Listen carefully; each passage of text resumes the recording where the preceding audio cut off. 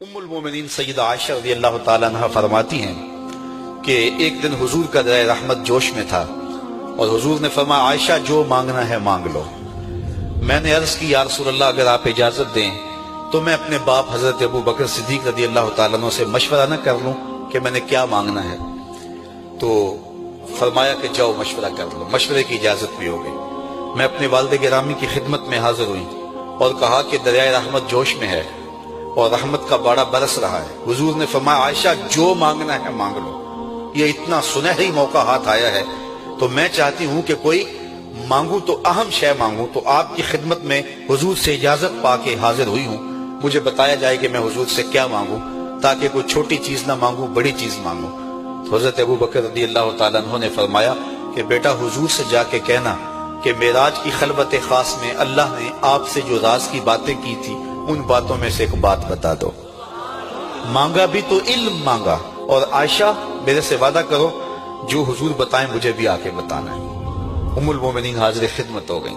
حضور نے پوچھا عائشہ مشورہ ہو گیا؟ کہا جی حضور ہو گیا۔ کہا مانگو کیا مانگتی ہو؟ کہا حضور معراج کی خلوت خاص میں جب اللہ کے حضور حاضر ہوئے رب نے آپ سے راز کی باتیں کی تو ان باتوں میں سے ایک بات بتا دیں۔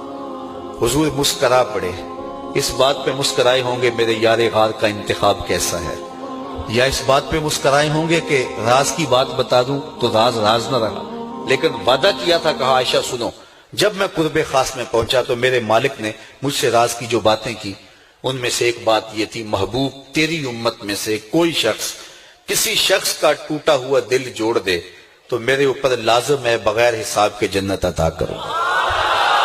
ام المومنین بہت خوش ہوئی اور اپنے والد گرامی سیدنا ابو بکر صدیق رضی اللہ تعالیٰ عنہ کے پاس آئیں اور ساری کہانی سنائی۔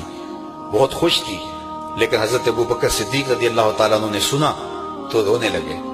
تو ام المومنین سیدہ عائشہ رضی اللہ تعالیٰ عنہ نے عرض کیا میرے والد گرامی یہ بات رونے والی تو نہیں ہے، ہم بسا اوقات کسی دکھی کے کام آ جاتے ہیں، کسی کا دکھڑا بیٹھ کے سن لیتے ہیں، کسی کی ڈھارس بنا دیتے ہیں، کسی کے کام آ جاتے ہیں، یہ تو بخشش کا بہانہ ہاتھ آ گیا اور آپ اس پہ رو رہے ہیں۔ تو فرمانے لگے عائشہ اس کو معکوس بھی پڑھو، تصویر کا دوسرا رخ بھی دیکھو، اگر کوئی شخص کسی کا ٹوٹا ہوا دل جوڑ دے تو بغیر حساب کے جنت میں جائے گا، اس کا دوسرا رخ یہ ہے اگر کوئی کسی کا دل توڑ بیٹھے تو سیدھا جہنم میں جائے گا۔